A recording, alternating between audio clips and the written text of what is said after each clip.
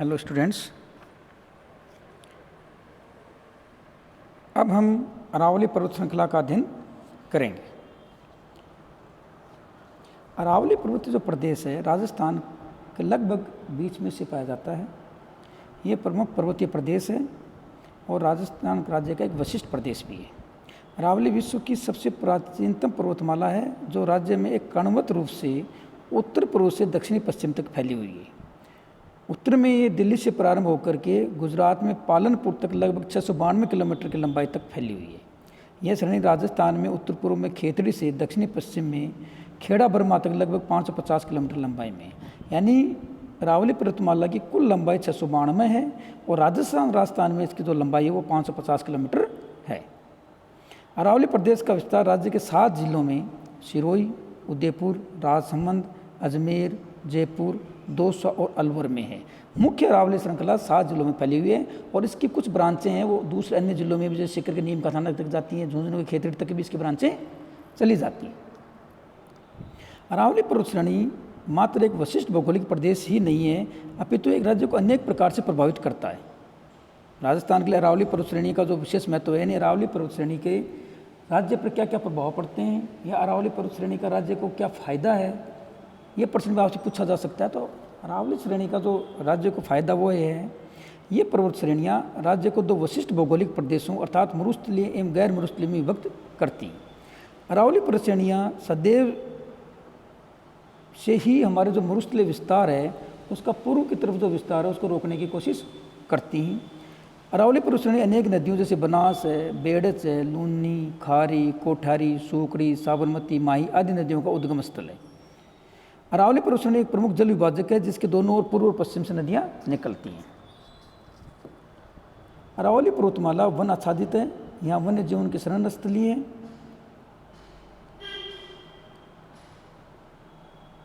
सरिस्का अभयारण्य, रणथंभौर टाइगर अभयारण्य यहीं पर पाए जाते हैं, अरावली श्रृंखला के अंतर्गत ही पाए जाते हैं।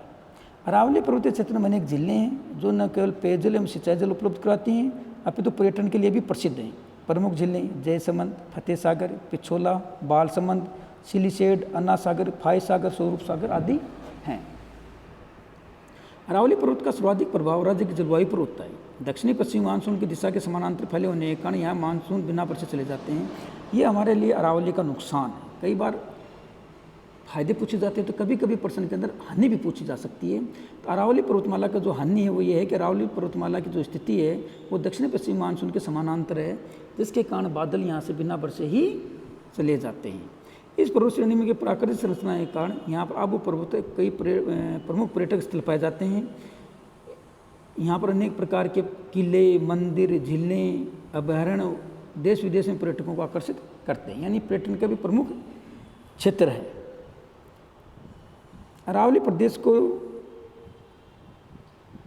3 भागों में विभाजित किया जाता है, उत्तरी अरावली, मध्य अरावली और दक्षिणी अरावली।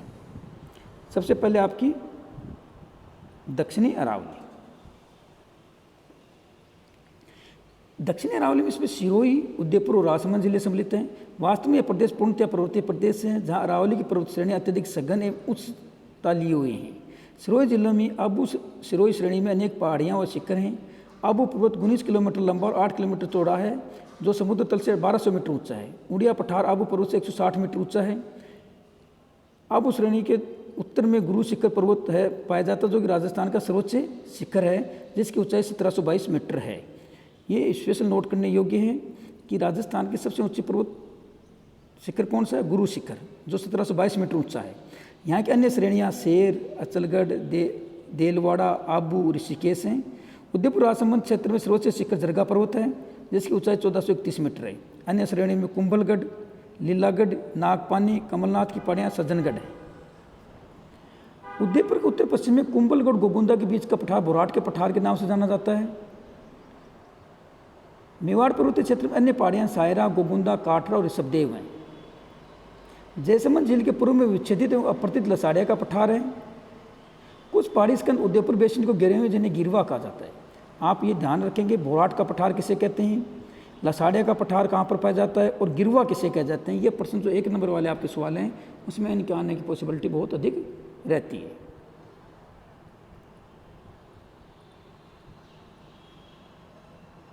आबू पर्वत के पश्चिम में आबू सरोई श्रेणियाँ हैं। आबू पर्वत क्षेत्र के पश्चिम में जसवंतपुरा पर्वतीय क्षेत्र में मुख्यतः डोरा पर्वत है। सिवाना पर्वतीय क्षेत्र में मुख्यतः गोलाकार पहाड़ियाँ हैं, जिन्हें 56 की पहाड़ियों और नाकोड़ा पर्वत के नाम से भी जाना जाता है। जवाई नदी घाटी के दक्षिण में जालोर पर्वत क्षेत्र में रोजा बाखर, इसराना बाखर और जारोला पहाड़ हैं। दक्षिणी अरावली अरवाली पर्वत श्रृंखला का सर्वाधिक महत्वपूर्ण भाग है, जहाँ ये श्रृंखला सघन, उच्च, वनाच्छादित एवं प्राकृतिक सौंदर्य से युक्त है। मध्य अरावली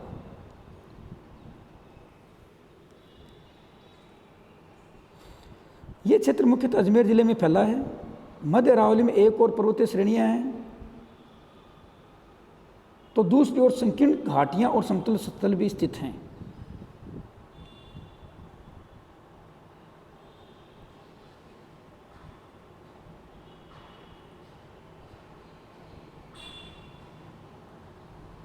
अजमेर उत्तर में समतल क्षेत्र जो ब्यावर के न्याय पहाड़ियों से युक्त असमतल प्रदेश है। अजमेर के दक्षिणी भाग में तारागढ़ और पश्चिमी में सिरपिलाकार पर्वत श्रेणी नाग पहाड़ कहलाती है। इसका कुछ भाग जयपुर एवं पश्चिमी टोंक जिले में भी है। इस भाग में अरावली की औसत ऊंचाई 700 मीटर है, चौड़ाई 30 मीटर है। टाटगढ़ तहसील में दूर मायराजी की ऊंचाई 933 मीटर है। ब्यावर तहसील में 4 दर्रे पाए जाते हैं, बर, परवेरिया, शिवपुर घाट, सुरा घाट और देबारी। उत्तरी अरावली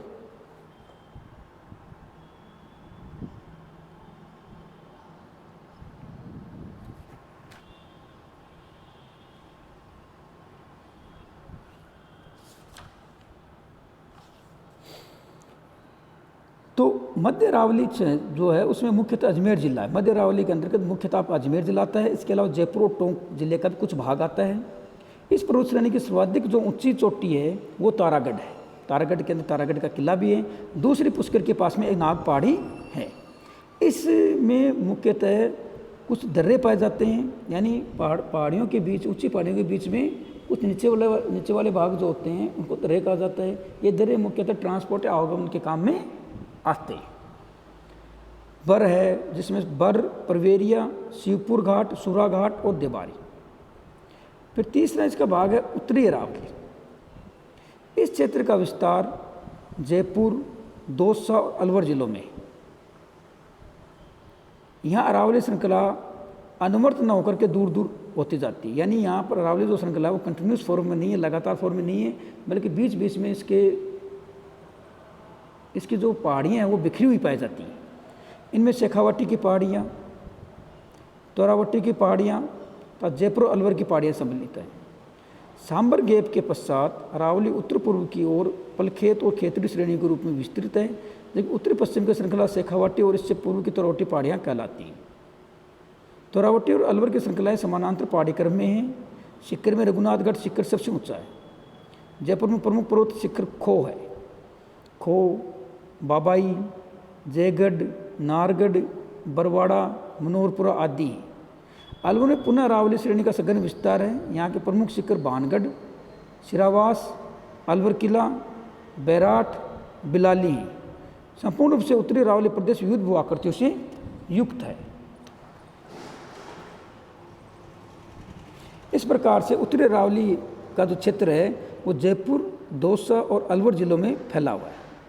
यहाँ पर जो अरावली है वो अलग अलग बिखरी पाई जाती है, लेकिन अलवर में जाने के बाद में ये दोबारा से सघन हो जाती है। शिखर में इसका सबसे ऊंचा शिखर जो है वो रघुनाथगढ़ है और जयपुर में इसका सबसे ऊंचा शिखर खो है।